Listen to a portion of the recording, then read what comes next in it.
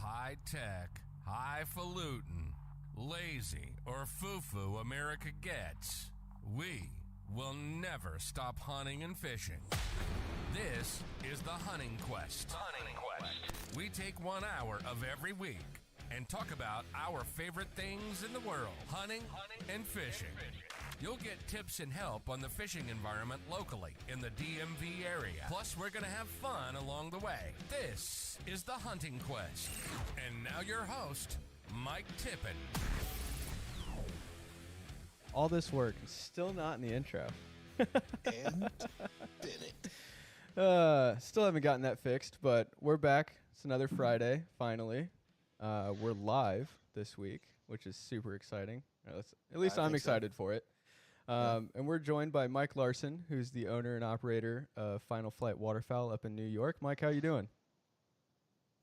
Hey, what's up, guys? I'm doing well. Right on. Good deal. How you doing, about Mikey? you? Man, if I was any better, it'd be two of me. No, life is good, man. It's been a long week and a lot of work. So, man, I got to tell you, I'm super glad you're here.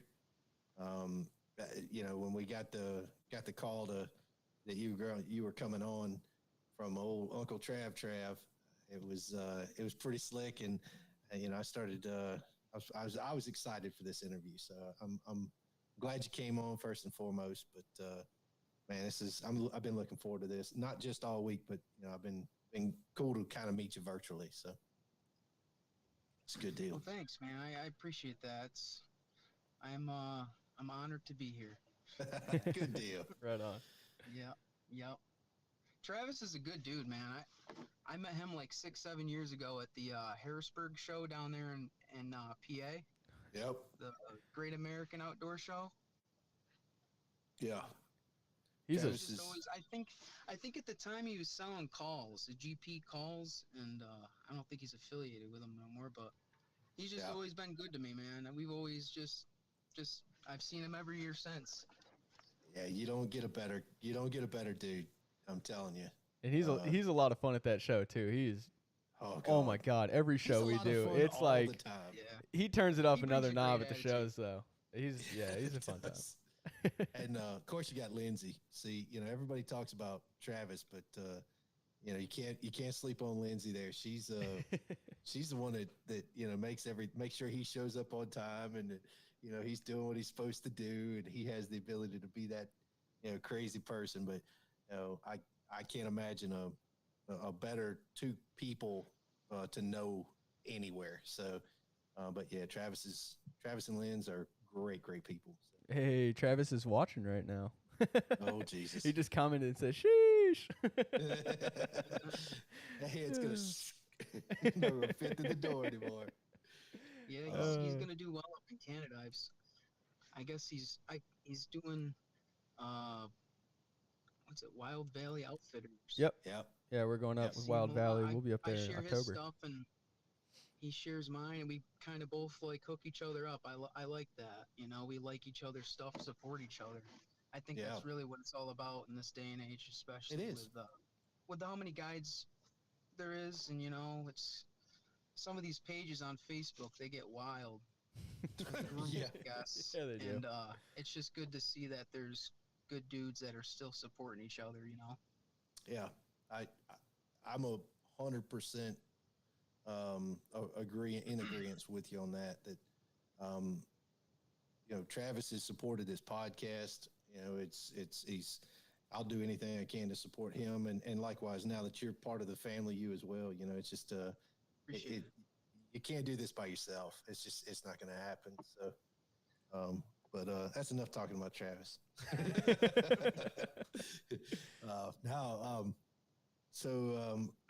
Again, we're glad you came, but tell us a little bit about your outfit service and what you do and where you're at.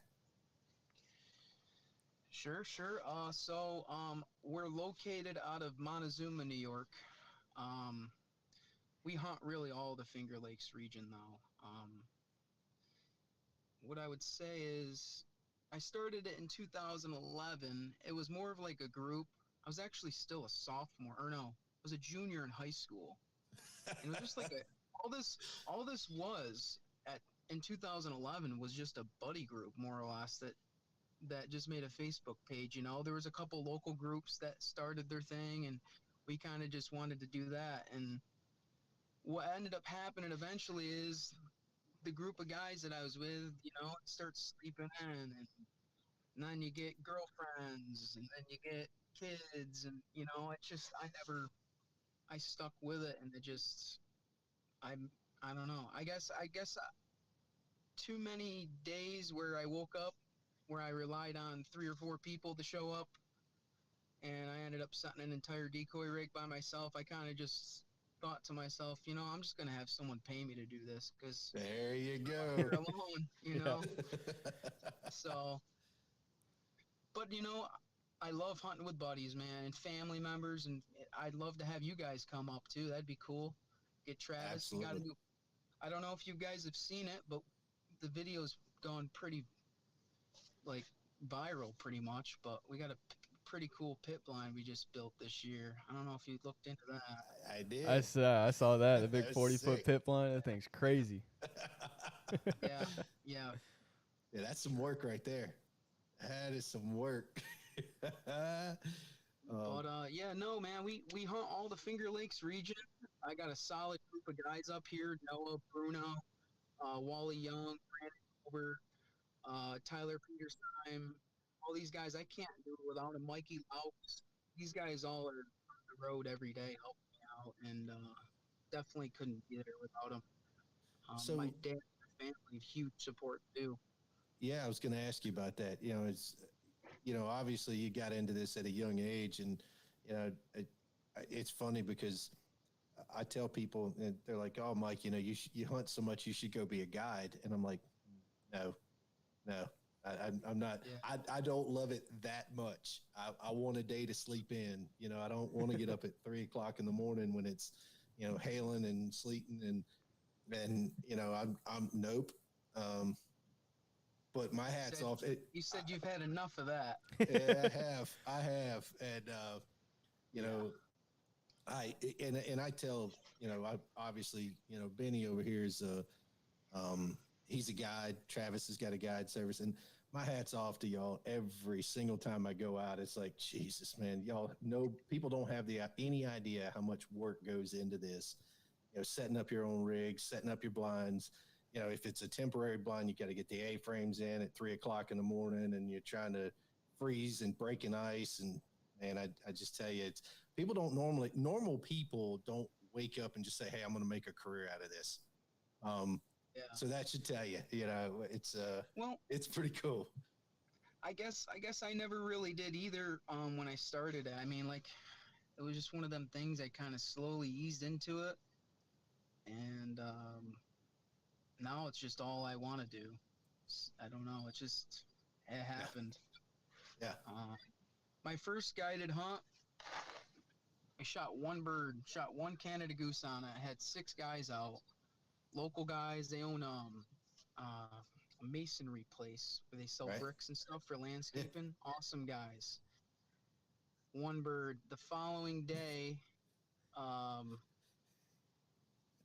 which was technically my second hunt, we shoot 60 in a leg band. So it started rough. It started rough, I'm not gonna lie.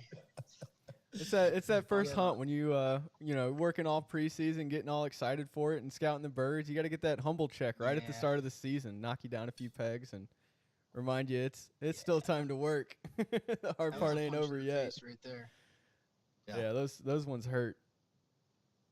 But you know, I tell people if you're into killing stuff, maybe ducks and geese, you know, birds aren't maybe necessarily your thing, right? If that's all you're going for, or you're looking for some hardware or something like that, that's great. But I don't know, man. I get into it, and it's camaraderie in the blinds. It's, you know, if the guides will let me, I'll go work. You know, I'll go set up rigs. It's all a thing, you know, to just, you know, to enjoy. And you see some of the most incredible sunrises and hang out with some man. cool people and have some of the worst food on the planet. It's great, man. I mean, what's not to love? So For sure. but so I noticed I did a little bit of checking up on you. So you do a lot of goose hunting, right? I mean, you have a lot of geese up there, right? We do, yeah. What are your limits like up there? So we hunt a lot in September. I think where a lot of people think that is because of our September early season. Okay. And the reason is because we are allowed to shoot 15 birds. You can have unplugged guns, mag extensions, and it's resident geese, you know, for the most part. Some argue towards the end of the month we get some molt migrators, which we certainly do. Yeah. But for the most part, it is resident birds, and where I live, literally my backyard's the Montezuma Refuge. I walk outside, it's there. You know, it's just I can't avoid it. There's geese in my yard, you know. So Oh. yeah, it's really warm weather. Usually mosquito spray, and it's a good time. We average about 34 to 35 birds the last 6 years I've been doing this. Good God. Yeah, yeah, That's crazy. yeah. That's awesome. Yeah, that's kind of where everybody shines out here, though. They're really stupid birds. They're only, you know, they're less than a year old. They got eggshells on their beaks. Yeah, for sure. Now you come in,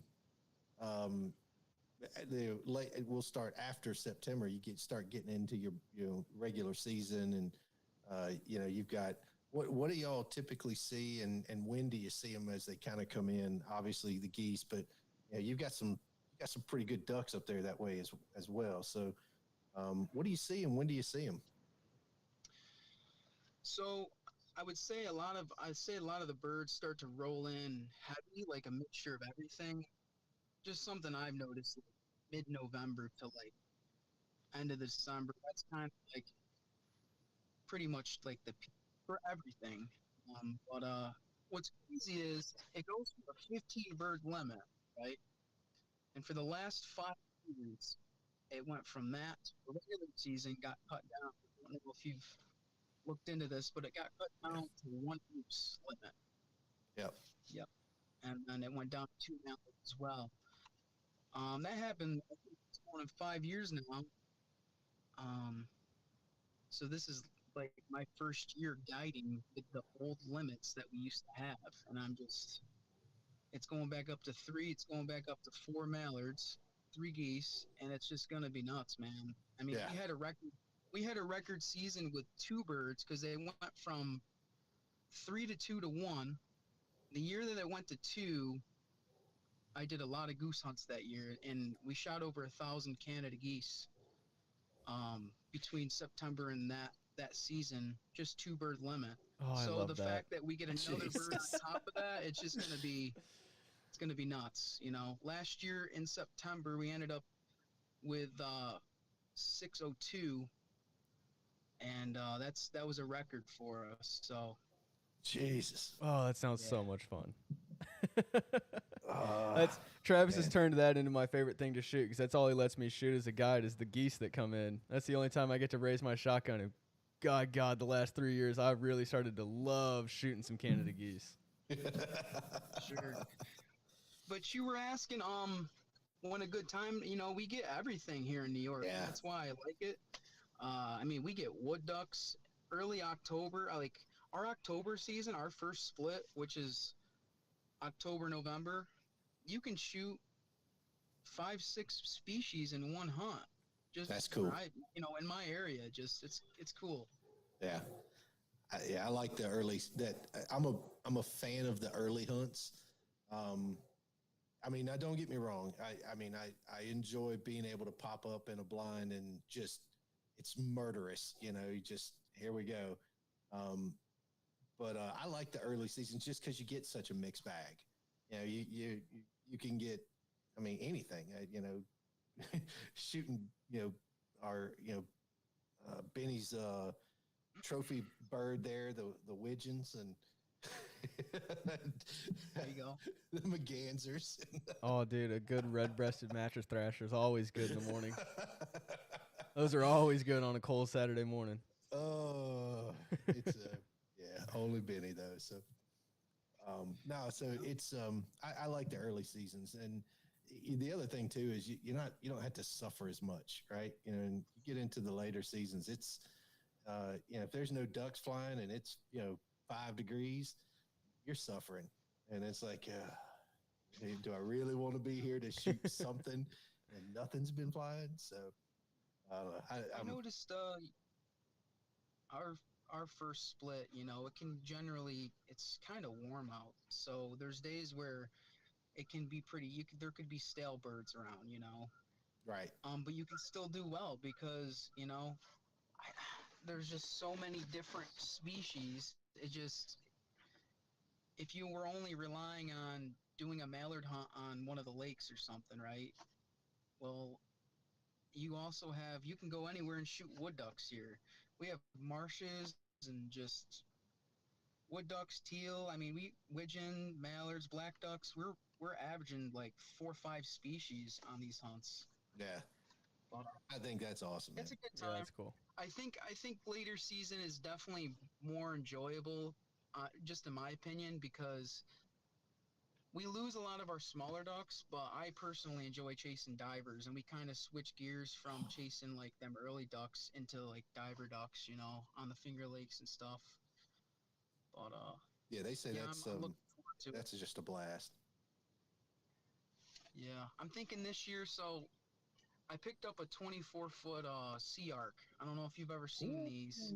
Yeah. Yeah, I love this boat so much. It's a huge open floor plan, but my goal is to do like diver hunts, like in the morning we'll do like divers, mostly ducks on the open water on the Finger Lakes, and then see how we do.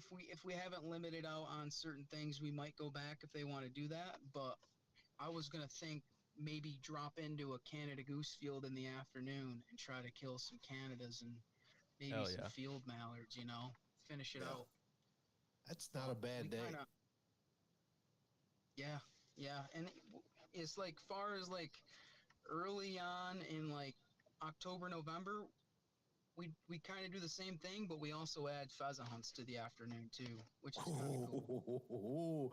That's slick. Yeah. Hell yeah. That is slick. That really enjoy that. So. Yeah. So what? Before I forget, and we'll ask you again at the end. How do I'm wondering, you got spots open still, or you booked for this year, or, and if you got spots open, how do we get a hold of you? So we have spots. I mean, September's there's like 4 or 5 dates left, but for the most part, we're pretty open. Business is gonna start picking up, I think, a lot more now that the bag limit's increased, which is nice. The last 5 years have been pretty rough, haven't really had a chance to shine yet. So I think it's going to start picking up. I think a lot of our bookings for like October, November, they're going to start coming in like September. Because, like most people don't know what they're doing 2 weeks from now, let alone 3 months from now. So a lot of people don't really book so far in advance. But yeah, well, you'll get to that point, I have no doubt, where it's, you're booked out a year in advance. So, but we'll have to get on your books for sure. Obviously, we won't be good for anything in October. Or hey, maybe that's what we do, Benny. What's that? Coming back from Saskatchewan. Oh, that's a lot of driving. Across over to Ottawa and come back down, drop into New York, do a little bit of hunting up there. On the way home. I don't know that I got the time for that. Oh, look at that. I don't got the leave for that. We'd have to make it a long weekend. I do like to tell people this though. I know there's a bunch of people that are probably watching that probably do end up following me, but we do offer discounts to veterans. Oh, that's cool. Awesome. Of course, you guys are always on the house. I say I want to go. Anyone who's friends with Travis is friends with me. So There was a guy just commented. Brandon Ryan just said that Mike always makes sure he brings the buddy heaters and makes sure everyone's nice and cozy in the blind. So I'm in. Shoot, I'm in. I'm in. Oh, man's got heaters in the blinds. Shoot. That ain't bad. That's That the ain't way to bad do at it. all. No suffering there. Sign me up. I'm not getting cold. I know that. That's awesome. Yeah. So the other thing I was going to ask is, you kind of get into this stuff and you have you've been doing this, since 2011, off and on, but, you're, kind of first professional drive at this and, looking at the pit blind that you dug.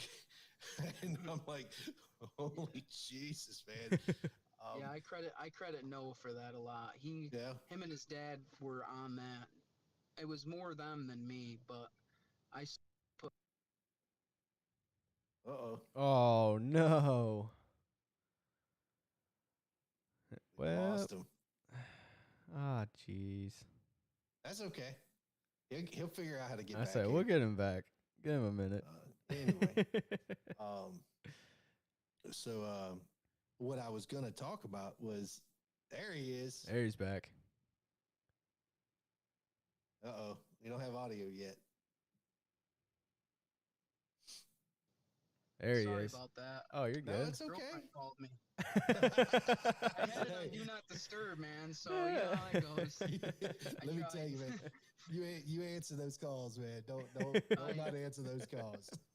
Well, I gotta be honest with you. I clicked the red button on that one. So Ooh.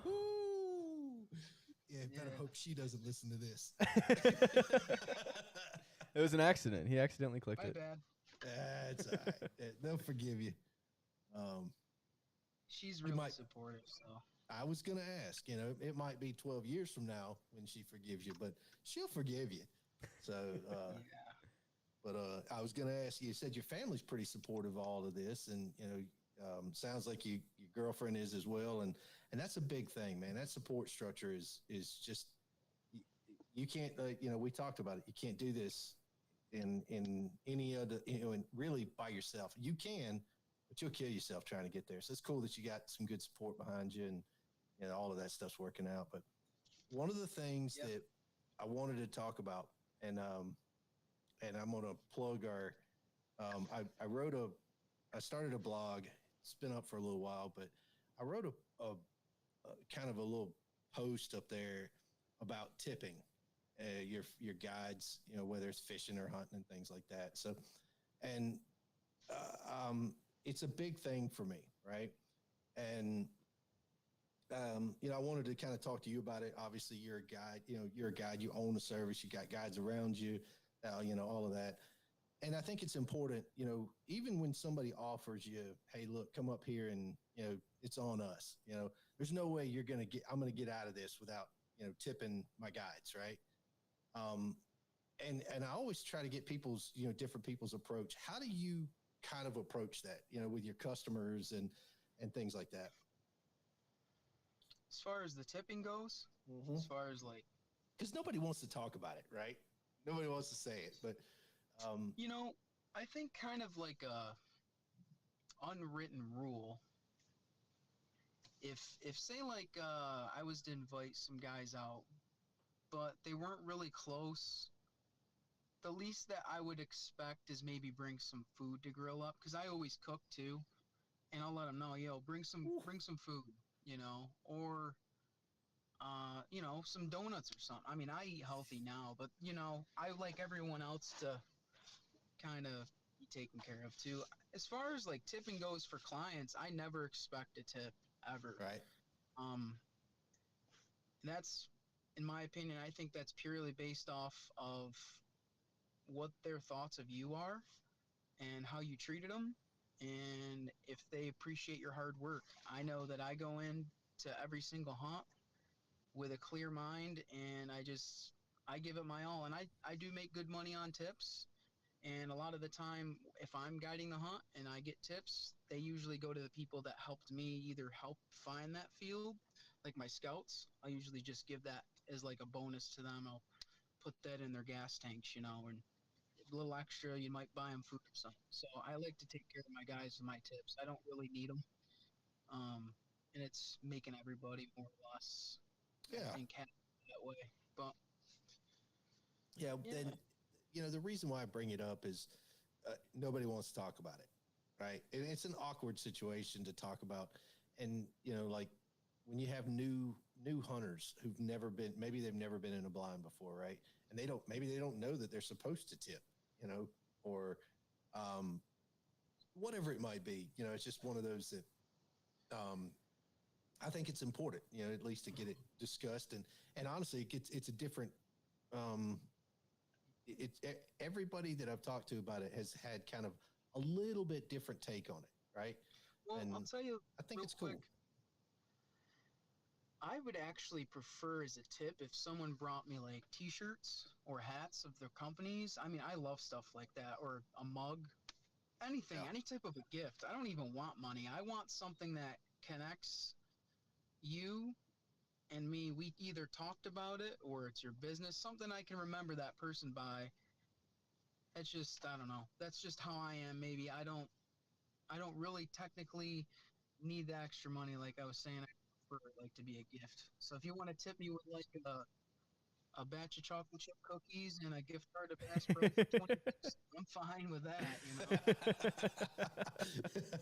It's going to get eaten and it's going to get used. So. Yeah. Yeah, that's cool, man. So yeah, that was just kind of one of the things I wanted to kind of talk about. And, cool. Mainly because I wrote about it and it was on my mind. Wanted to make sure that I, get your opinion on it. Obviously, you're a smart guy in the industry and you've been doing this a little while, so it's important to get that, get different takes on this stuff, right? Yeah, Benny has a completely different take too. No, I don't. Is sometimes to do with the hunt you're guiding too. I think if you're hunting like a permanent rig, and it's one of them things where do you really even think you deserve a tip? And you set the rig one time, and you're hunting it 3-4 days a week. You really aren't doing much work. It's been done, so it's like you're straight guiding. You're hunting at that point. You're making sure there's no snow on the decoys or whatever, and making sure that everything's set up for the right wind and everybody's getting in and stuff, but the work is cut in half with that. So it's like, I don't know. I hear a lot of different stuff in the groups and stuff too about that. So I was kind of, but if I'm guiding, so I do like boat hunts too. I'm actually in the process of getting my captain's license. I can't guide on any body of water that's navigable yet, but I'm certainly doing like other bodies that I'm allowed on. And, dropping a 2-man layout boat off the side of this boat and pulling it on and off by yourself. It's a just, nightmare. Man, not only that, it's just like there's less people because it's a boat hunt, and I'm not charging more money, which I probably should. So I don't know. I think in them cases, an extra 20-30 bucks would be fine, but I would never obviously ask for it. There's a lot more that goes into it, like gas and stuff, so little things. Yeah, I like that. Yeah. Benny's got something to say. I can see it. No, I'm just thinking about the layout What are you boats. thinking? Just thinking about those layout boats. Golly, we ran like 3 of them last year, and we did it.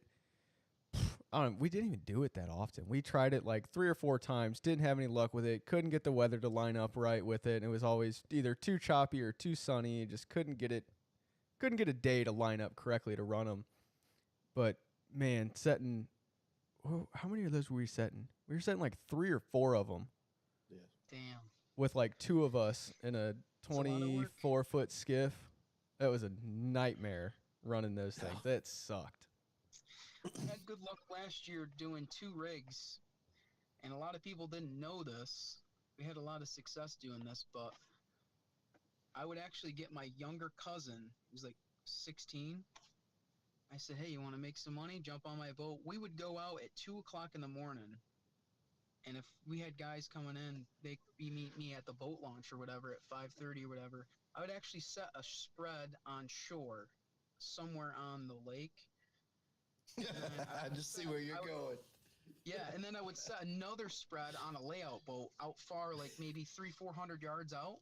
Yep. And I'd have another spread going on a layout boat. So I'd have two spreads within like a certain distance. I'm kind of out in the boat watching.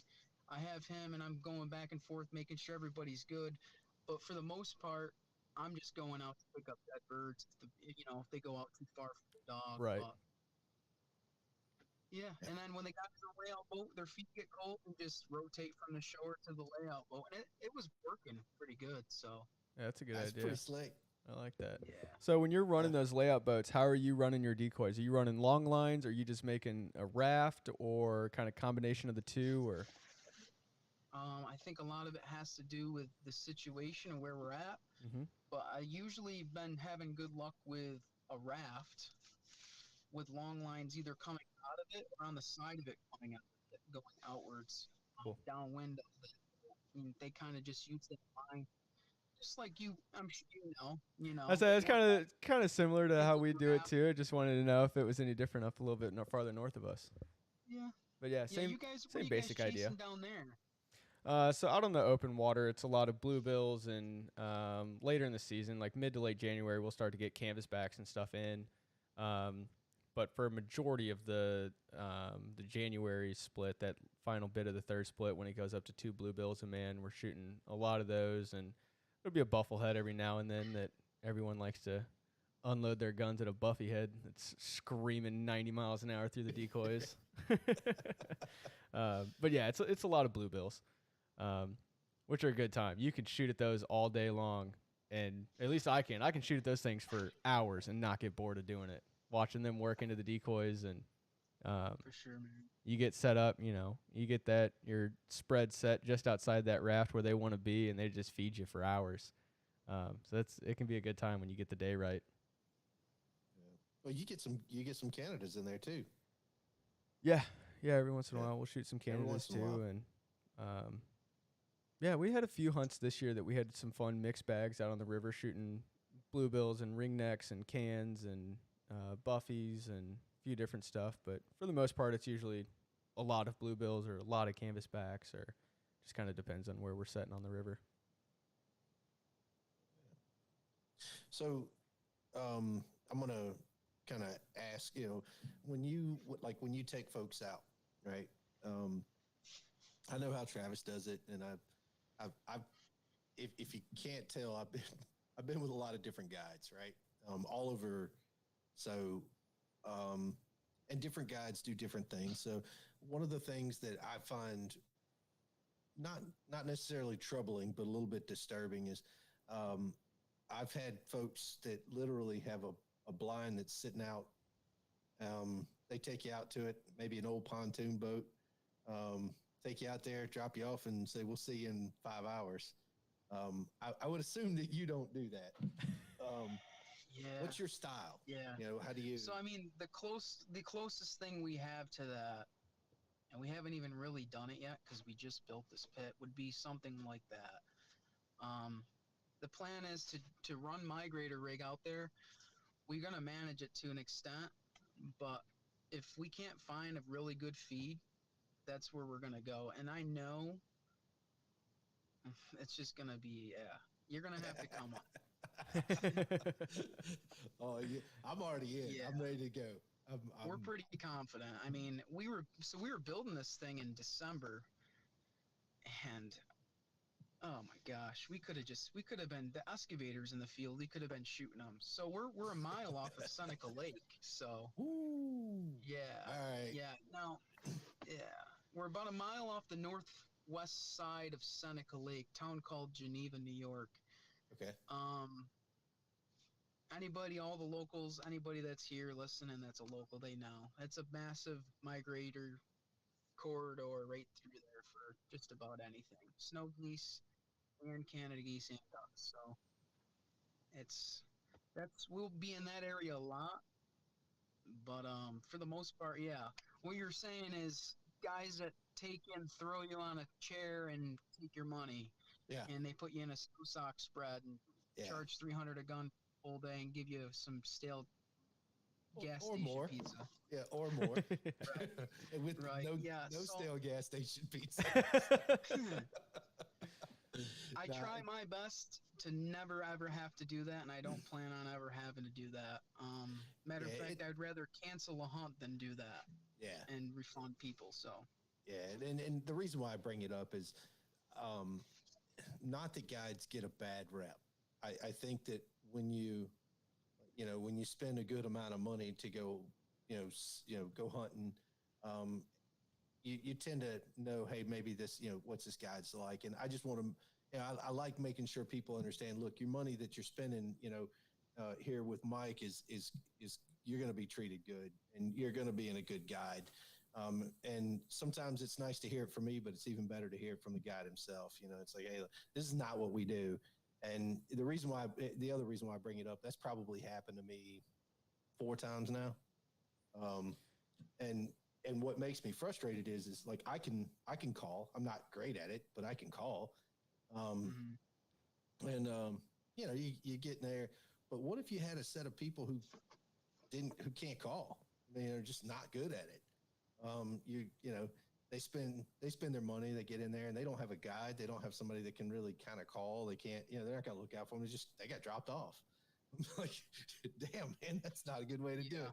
So, it's important that to me personally, to put that out there, make sure people, and let people know, hey, this isn't who you are. You're not one of those kind of folks. So don't take it the wrong way. I just make sure people understand that, it's important. I think a lot of the reputation that we carry, it's positive because of that reason, because awesome. I just don't do that. And a matter of fact, we have a no shoot, no pay policy. I don't know if not a lot of people have the confidence to even advertise that, but we have a no shoot, no pay on everything besides snow geese in the spring. And listen, hey, you'll go broke. You'll go broke if you do it, man.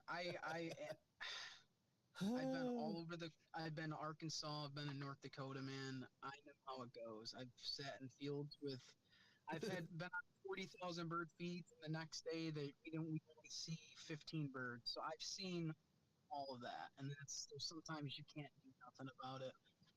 But I usually work on prices with people if it's like a really bad hunt, and it does happen. Yeah, it does. And anybody that says it doesn't happen, they're lying to you. Yeah, agreed. Now, when people come up, how do they, obviously they get a hold of you and they say, where's a good place to stay? What's that whole thing? So, hey, I bought a hunt from you. I'm showing up tomorrow. What do I got to do? Right. So right now we are working on a lodge. Oh, okay. All right. The plan was to get that first, but we ended up doing the pit blind first, and it was nowhere near the price of a lodge. We just figured we need to get that in, because if the season's going to go back up to 3 geese, 2 and 4 mallards, we want to have that. So we put a lot of money in that, but we are working on a lodge. I think by year 7 or 8, we should have a lodge. So right now, most guys are just staying in hotels, and I won't have anybody stay in a hotel that's less than 10 to 15 minutes from where we'd be hunting that day. That's cool. Yeah, so I have an idea where it'll be, and if it ever does change, I let people know before they even get in their trucks to come. That's cool. If they have to stay the night before, like say you were coming up on a Friday, you were going to hunt a Saturday and Sunday. If I find a huge feed that's 2 hours to the north of me, and I say, hey, Mikey, would you be down to change your hotels? We're going to go 2 hours north, and we're going to hunt this feed if you want to come. If you don't, that's fine. We're going to find something closer to your hotel that you probably already had booked. But if you do, you'll know ahead of time. So that's cool. Yeah, I like that. Yeah. Cool. So it help, and it does help us stay mobile by not having a lodge in a way. Almost. Yeah, it does. Yeah. It does. You can get after them a little bit better that way. Yeah, you're not stuck with, the same pond, the same this. You can move. So that's cool. That's a good setup, man. Yeah, and you know what else is really taken off is Airbnb. Yeah, oh yeah. Mm-hmm. Yeah, just not VRBO. Yeah, I noticed. We don't promote VRBO at all. VRBO. Yeah, VRBO. Vacation rentals by owner. They're the worst. Oh. Yeah, they're the worst. They're the worst. Yeah, good. Yeah, keep it that way. A lot of our guys that have been coming up lately, especially for like our snow goose hunts, they've been staying right on the like Cuga Lake, Seneca Lake, Owasco Lake. They stay on all the Airbnbs on the north ends, and the rates in the fall and them Airbnbs, they drop in half because they're not getting business. So it's kind of nice. These guys are getting full houses on the lake. They wake up, they can actually duck hunt in their backyard. But yeah, on their own, I'm not going to take them out in their backyard. We'll do something else. Yeah, just go hunt the Airbnb's backyard. After our hunt. That's not bad. Some of them go fishing. Yeah. Yeah, that's the way to do it. That's cool. I'm telling you, man, if I got a place to put a line in the water, I'm going. I'll go hunt in the morning, but if I can fish, you're damn right. I'm gonna throw a line in the water. So that's pretty cool, though. For sure. But so the other thing I was gonna, Benny's over there kind of chomping at the bit because I told him I was like, he's gonna run this thing, and yeah, look at me, run it. Look at how much I'm running. Yeah, I'm running everything back here on this side. Yeah, I got to give him a lot of credit for that one. And we do have a lot of people commenting. There's I think a couple of your buddies, Mike, Kyle Pinkley and a Mike Charles, that a couple guys fangirling over some autographs and getting in that blind with those heaters. And Mike Charles is a good buddy of mine. If he's listening right now, Mike, I'm literally 3 miles from the pond. So me and Mike have we got this pond off of Owasco Lake, and it's gonna be nuts. It's his pond, and we're gonna be planting some millet and stuff. So that's a new thing that we plan. I wanted to start a YouTube channel, and it was gonna be like the start of that. We were gonna go in and show how everybody we were gonna go about doing it. We're putting a blind out there, and nice. Just kind of give people like a, the start of that. That's cool. Yeah, that's cool. It'd be like our first go at like management of like duck property, which is kind of it's exciting. That's a big deal. It's super exciting. It's cool. Now I think of it, Yeah. We got those two fangirling over some autographs, and another guy here said, "Don't forget to talk about them snows." So we'll get to that in a second. And Lindsay's mad at me because I'm talking about killing buffies, and that's like my favorite thing to do is kill buffies. Second only to geese. It's like the last resort, man. Yeah, you pull the trigger on a buffy. It's probably been a rough day. I don't know. It's fun. As a guide, it's fun when that single bufflehead comes screaming through the decoys and you call the shot and your 5-6 clients in the blind stand up and empty their guns and you watch every shot stripe the water 4 foot behind it. You just in there laughing. Things are missiles. I would be lying if I said I haven't had buffies save hunts a couple times. Oh, they are. They're a lifesaver. I mean? They're great. There's nothing you can do. They're great. Yeah. Good old butterballs. Yeah, when they commit from 3 miles out. You see them coming straight at you. They ain't going nowhere else.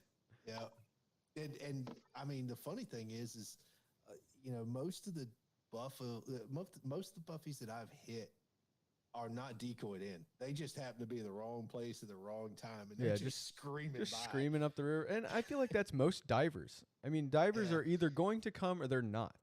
There is no see a little bit of white. There's no calling them and trying to get them to turn. It's either they're coming to you or they're just cruising those shorelines and going on. But every once in a while, you get that one bufflehead that swings just a little too close. I don't know, man.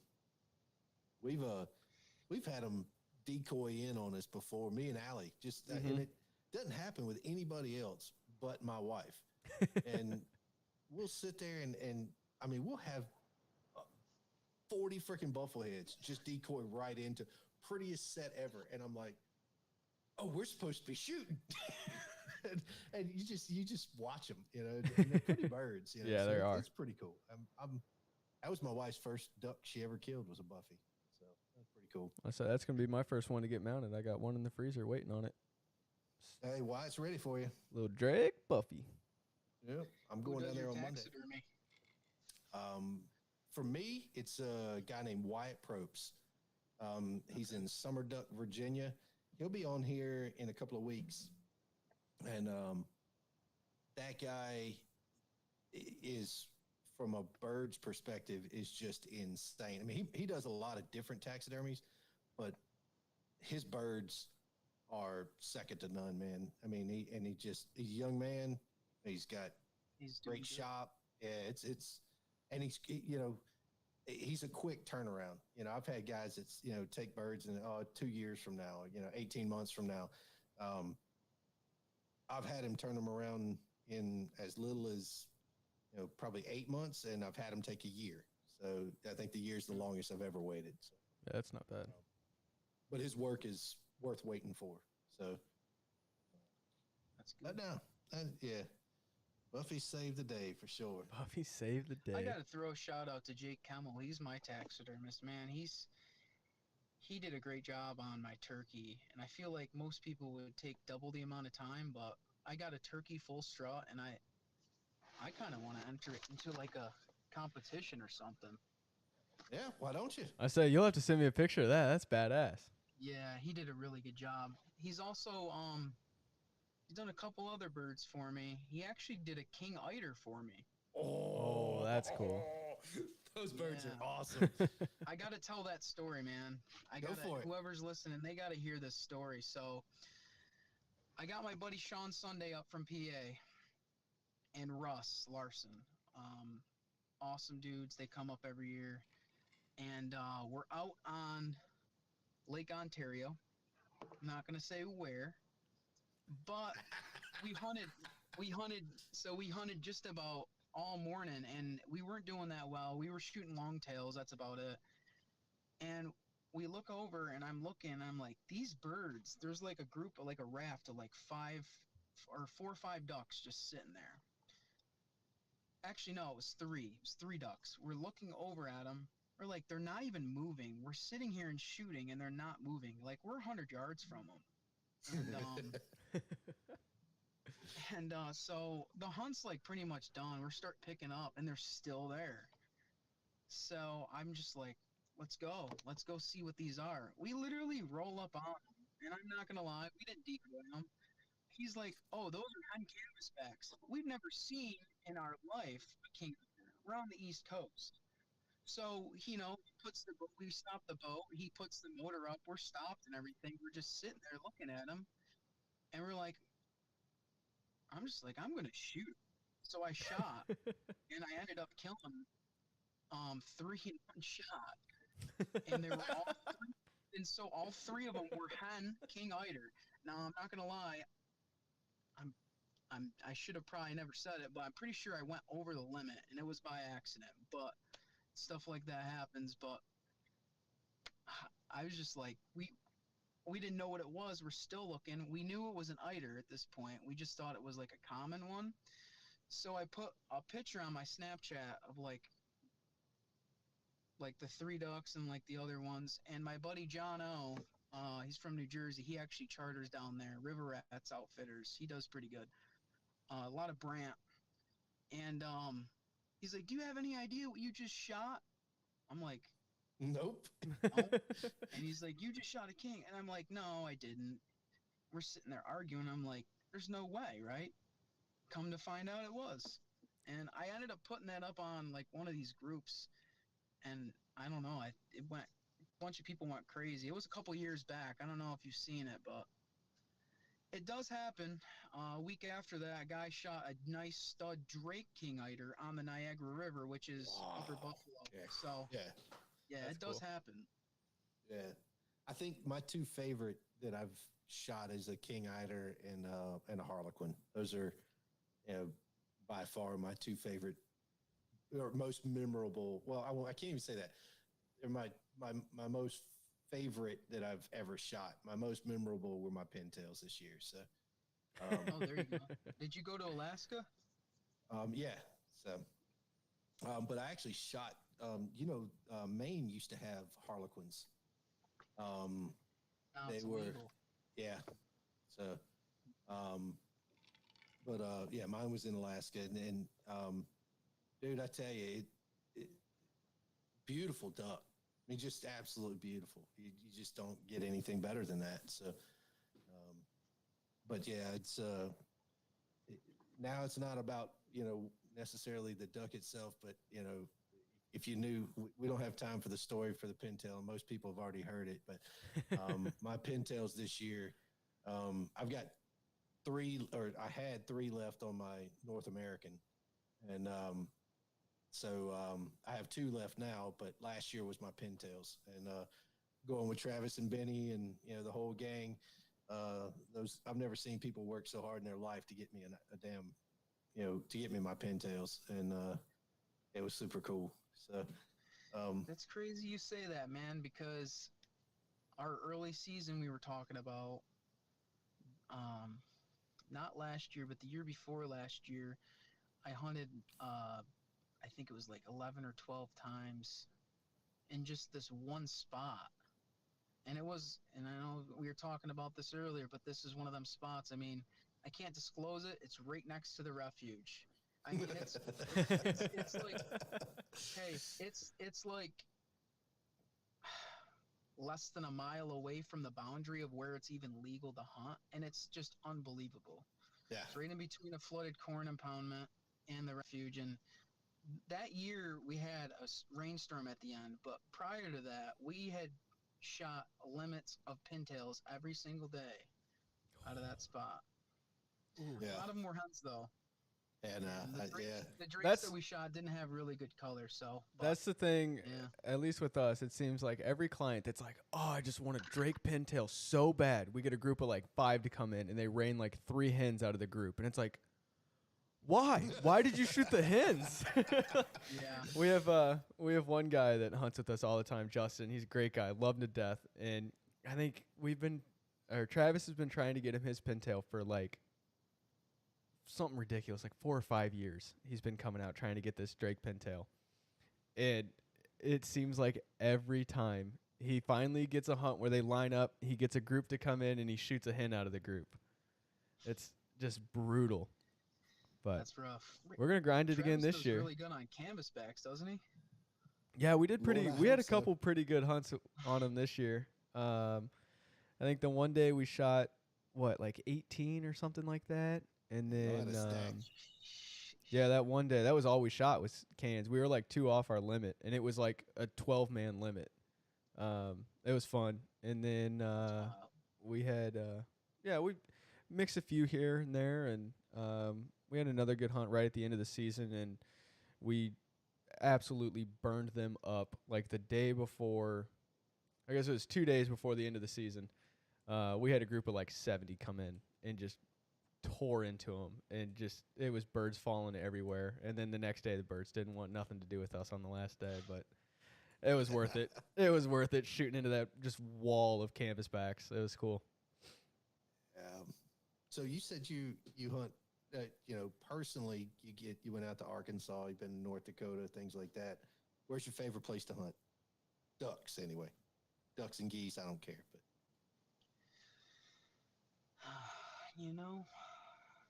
I didn't duck hunt in Arkansas yet. I snow goose hunted there. I did duck hunt in some potholes and some fields out in North Dakota. That was pretty crazy.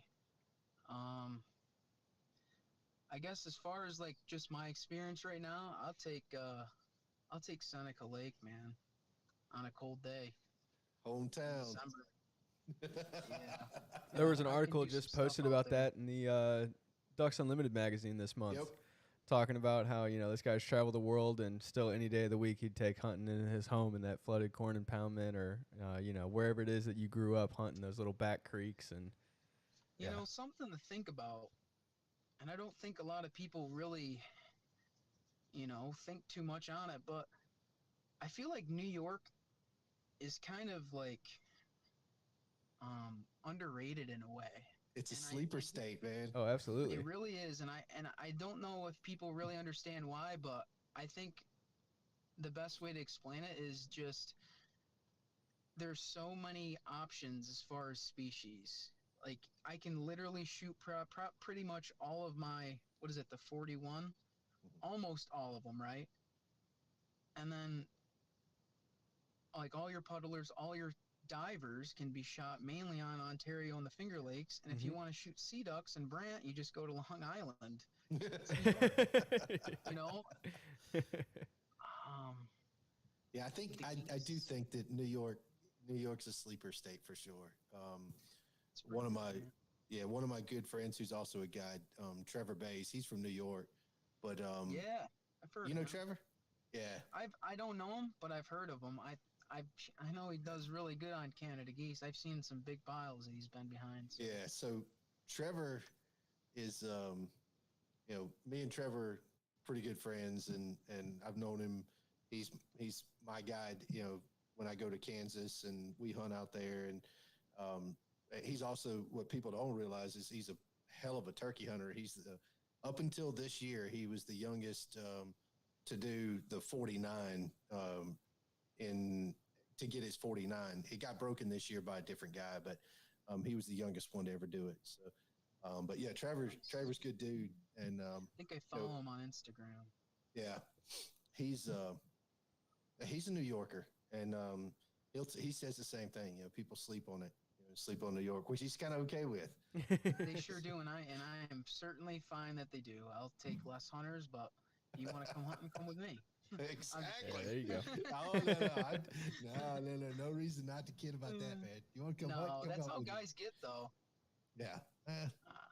I'm all in favor for guys that want to hunt and they don't want to use a guide. So, not one of them. I don't know. It's tough, man. I like using guides. I mean, I like doing it on my own. Mostly like deer hunting, things like that. I like trying to do my own kind of hunts there, but duck hunting just too much fun and too much work and too much effort to bring along everybody and try to do it by yourself. It's just, I don't know. I don't get that same enjoyment. I like going with a guide, especially if it's outside of this area. You know, they know their flights. They know what, you know, what's what. That's why you're paying them the money that you're paying them, so that, you know, because they know all that information, and I'm not having to go out and, I don't know, drive halfway across Kansas trying to figure out, oh, well, you know, we could hunt here. Let's go give this a try. You know, how about this? How about somebody just call Mikey? Right. Yeah, Well, that happened to us this year. Before we have to go. Is it muted? No, you're good. Oh, you were. Now you're muted. There you go. Oh. Out of state guides guiding in states they don't live in. I don't agree with it. Unless they're working with a guide. I don't either. Unless they're working, like, I don't know, as an employer, it's hard to get people, right? So if you've got guides who are what I call migratory guides, right? And you see this out west a lot. So you'll see people come and they'll work Saskatchewan, then they'll move down to North Dakota, and then they'll move down to Kansas, and then they'll finish off in Texas, you know, Arkansas or Texas, right? But that's their entire life. I mean, that's, you know, they don't own a guide service. They're a guide for hire. They're good at what they do, and they typically work for the same outfitters as a guide. I'm okay with that. You know, it's, you know, as long as they're working with a guide that is in state, right? If they're going there and they're trying to set up their own guide service and run it, I'm not. To me, I don't like that. But you know, but guides got to eat, man. I mean, if they can do it in multiple states, I'm all for it. You know, as long as they're working with an outfitter, you know, they're working with a local, and you know they're hired. You know, that's my thought. What's yours? 100% on that. Yeah. I mean, it's just. I would agree 100% on that. I would say even if the guide was from a different state and had local people that just lived there and helped them, I still don't think that's enough to really even run an operation successfully. And that's kind of what I'm trying. When I try to tell people this, but I mean, you really should look into staying with someone that is locally owned when you're doing stuff like that. Mm-hmm. And it's just like, I'm here 24/7, you know, as opposed to this guy's going to show up for 60 days and he's coming a week before the season starts. It's just not, won't be there. And I feel like a lot of people just throw their money away, and it sucks to see because you see him on Facebook and Instagram or whatever complaining, but it's just one of them things that could be prevented if you just did a little bit more research, you know? Yeah, that sounds like a pretty good, one of my next write-ups. Yeah, there you go. Post. Next blog post. I think that'd be a pretty good one. I think so, man. I think you'd have a lot of people starting to open their eyes a little bit on that, because I think a lot of what it is too is obviously everyone wants to be a guide and they want to go out and try it at least, but it's just, you put a picture up and then next thing you know, you got guys going and then the situation changes. I mean, most of these guys, they, you know, they're not even from, I think not all of them from New York, but a lot of them are from like different states that come in and they get their guides license here, which in some states you don't have to have. Right. I don't know. I think it's changed a lot. I think there's a lot more people trying to do it, and I think it's starting to get harder and harder. And I think that's something we're going to see more of. Mm-hmm. But I think it goes back to what we started off this conversation with, and that's having, you know, good support system, you know, a good group of people that you got around you to, to kind of work in the success stories, and, you know, to help, you know, support you through it. You know, not every day is an easy day. You know, it's, you know, and a lot of times your easiest day was yesterday. So, you know, looking at it from that perspective, man, it's, you know, I don't see a lot of those people who come in and run a guide service for 60 days and then leave. You know, number one, they're going to have a hard time with leases. They're going to have a hard time with landowners. They're going to have a hard time, you know, knocking on doors saying, hey, I'd like to hunt this property and get the OKs. But more importantly, I don't think they've got the same, that same type of structure to help them out. You know, that same, you know, support system that's going to be there for you and, you know, do that stuff. They're going to be relying on podcasts or not podcasts, on like Instagram and Facebook and social media aspect of things, and showing stacks of birds that maybe aren't theirs, and, you know, promoting their stuff. And, you know, we see a lot of that, unfortunately. You know, oh, that stack is somebody else's, and you're putting it on your. Yeah, I've seen that before. Mm-hmm. No, that's just a different side of them. Come on, man. Right. Yeah. You take 2 or 3 pictures of the same pile and upload it 2-3 weeks in a row. Yeah. So. Yeah, I mean, it's unfortunate, but a lot of people don't know that, you know. It's one of them things, but I don't know. If anyone's looking to get into guiding, I know you were saying something about this earlier, like, if someone was to get into guiding and trying to own an outfitter, I would say, unless you're ready to give up a lot of stuff and go all in, then don't do it at all. It's either you go in all in on it or you don't do it at all, because what you're going to end up doing is you're just going to waste money.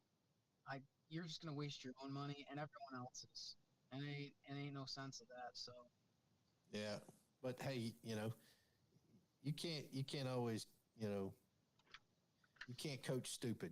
So, and you can't fix it either. So some people are gonna want to, you know, think that that's the way to do it, or they get into it and they realize it's a lot damn harder than what they think it's gonna be. So, it's not just taking people out and dropping them off, and, you know, that ain't gonna work. So. But, man, I tell you, I appreciate it. We've been on here for almost an hour now, haven't we? Yeah, just a little bit over. About an hour and 4. I appreciate, number one, first and foremost, that you lend us your time. You know, time is very, very precious to me. I'm glad that I got to spend an hour hanging out with you and talking to you. Certainly been an absolute pleasure to meet you. And hopefully we'll meet in person here sooner rather than later. If I can convince Benny to stop by on our way back from Saskatchewan, we'll let you know. But no. So how do you said you got some stuff open, a couple of dates. If somebody wants to get a hold of you, they want to be able to schedule a date, get booked up on your calendars. How do they do it? I feel like a lot of people are going to be directed towards my phone number. That's the best way to reach me. I can say it if you want me to. Yeah, go for it. We'll put it in the comments too. Yeah, 315-879-4574. That's if you want to text it. I got a couple September dates left. That's usually the first to go. That's one of them things that books a year out in advance. So, the later in the season of that season usually is a little bit better. We never really talked about that, but if anyone has questions, they can ask about it. I can answer them all. October, November, December, January's off. It's done at January, I think it's 5th this year, or it's 1st. I have to look. I don't know off the top of my head. They changed it. But yeah, that's wide open. And snow geese, that's starting to fill up quite a bit. So that's in February, March. Okay. And that's limited dates on that as well. So I think a lot of our heavy bookings come from September geese and snow geese. And yeah. And as a return, I appreciate, and it's a pleasure as well. So. Oh yeah, man. It's been great. I mean, I've never. This is my second time ever doing it, so I'm a little nervous. I probably stuttered a couple times, but no, not at all, man. Not at all. Yeah. I think you did great. Yeah, absolutely. It's been a lot of fun. How do they find you on social media? We got Facebook, Instagram. It's Final Flight Waterfowl. You can find it on YouTube, Facebook, Instagram. Our website's ffwaterfowl.com. That'll have all this on there as well. You guys got my phone number, email, everything's on there, so you could check us out. And like I said, I appreciate it again, and man, thank you guys. We're glad we got to host you, and we'll man. Benny will put it all on we'll figure out a way to get it all tagged up there with all that. So yeah, I'll get that all wrapped up afterwards. We'll get it all tagged up. What do you guys want to hunt? I mean, do you guys both want to hunt the same thing? You want to hunt honkers, or? I mean, I'm always down to shoot a Canada goose. Look, I don't walk into a blind saying this is what I'm gonna shoot. Yeah, no, because those are the worst clients. Those are the worst clients. The worst guys are the ones that walk in. The only thing I'm shooting is a stud Drake pintail. Okay. Have fun sitting here for a couple hours. You might get a shot at it. Yep. Yeah. So honestly, man, I never walk into a blind saying, what do I want to hunt? I walk into a blind and I'm there to hang out with folks, have a good time. And what flies by, and hopefully we get a shot at something. And even if we don't, it's going to be a good time. So, that's how I go into every trip. And that's my stance on it. I've shot a lot of ducks in my life. So, it's not an idea of me to just walk in unless, like I said, Travis hooked me up with the pintails, but that wasn't all I'm shooting is pintails. It was, so no, I just, like I said, it's just a good time. So I'm down for anything. Maybe we'll have to get you guys are down there in that warm weather. Maybe we'll have to get you up here in December and put you in a layout boat for the morning. And then maybe, in a Canada spread in the snow in the afternoon. That sounds like a plan. It's like sight snow. Hell yeah. I'm beginning not to like you very much. Well, here's the good part. If you want to stay out of the snow, we'll put you underground in a heated environment. He's got buddy heaters in that ground in that pit blind. So hey, I'm in. Sign me up. Or we can go sit out in an A-frame in sideways snow. It's up to you. So hey, I gotta suffer. I'm down for whatever. Yeah, I gotta suffer, man. I like saying that, but I like suffering. I've got that sadistic trait in me like most hunters do. So I like to suffer a little bit. So. But no, we'd love to come up. Benny obviously is a little apprehensive, so I'll leave tonight. What do you mean? What's cool is too. I know we're probably wrapped up on time, but don't worry about the time. Non-resident hunting license are $100. They're good for, I believe, a whole year. So what a lot of our guys do is they'll come up in September, and they don't. It's a little expensive for an out-of-resident license. I feel for just coming up for birds. That's not bad. If you knew how much I spent on out-of-state licenses, I could imagine. A lot of the guys come back, if they're coming up for Canada's, they'll come back for like snows in the spring. So, yeah, absolutely. I would like to get on a good snow goose hunt, though. I would love to get on a good snow goose, but I'm down for anything. I like just a good camaraderie. So, that's cool. Benny will have to set something up. I say, yeah, we'll get something set up, and we'll bring. Might have some new shotguns by then, and go up and shoot Otis. the shit. And shout out to Otis. Yeah, Firearms. absolutely. Yeah. So super excited about those. Yeah, same. Yeah, me neither. I'm hoping to get to play with one up in Canada this year. So maybe we'll. Yeah, and we'll send you a shirt. Yeah, we'll get you a shirt and a hat too, right? Yeah. Yeah, we'll send you a shirt and hat. I will send you guys some as well. Right on, brother. Or when you're here, I'll give you some. How's that? Perfect. I like that. Perfect. Come on. Get it autographed. So all the I say we got to get it autographed though. Yeah. Boy, maybe, you know what? Maybe you guys will have to meet that character. His name's Mike Charles. He's my best friend. So he's a character though. You'll have to. Oh, I'm sure you'll meet him. So love it. Have you met our best friend? Have you met Travis? You don't get much more of a character there, so you know that. Man, I bet they would be best friends. Oh God. Yep. Did we just become best friends? Yep. That's Yep. Right on, brother. Right, well, I'm good, and again, thanks for the time, and as always, I'm always fired up to go shoot some ducks, but we appreciate you spending a little bit of time here. We'll make sure we get everything in the comment section for your stuff, and any final words and on your part there, Mike. Just thanks again, and I appreciate you guys for even considering me coming on. I'm not the greatest talker, but I try. That's the best try part. To communicate. I actually I was in the gym before this. I'm doing chest and tries today. I left, and I kept looking at my clock. I got a podcast at 7. That's all I was thinking about. I do have to go back to the gym. I'm gonna go finish that. I know you're not really supposed to, but I got to sit in the sauna for a little bit. So something I've been really into is working out the last year. That's dedication. Good deal, man. Right on, brother. Thanks. Yeah. All right, Benny.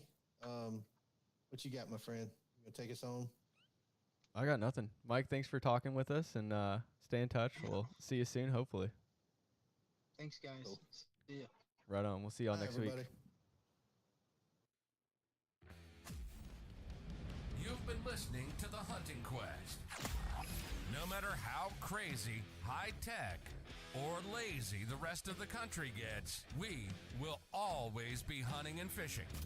If that's you, you've found your new family. Thanks for listening to the show. Make sure to like, rate, and review. And we'll be back soon. Reach out to us by email at info@thehuntingquest.com. And check us out on Instagram and YouTube at The Hunting Quest. See you next time.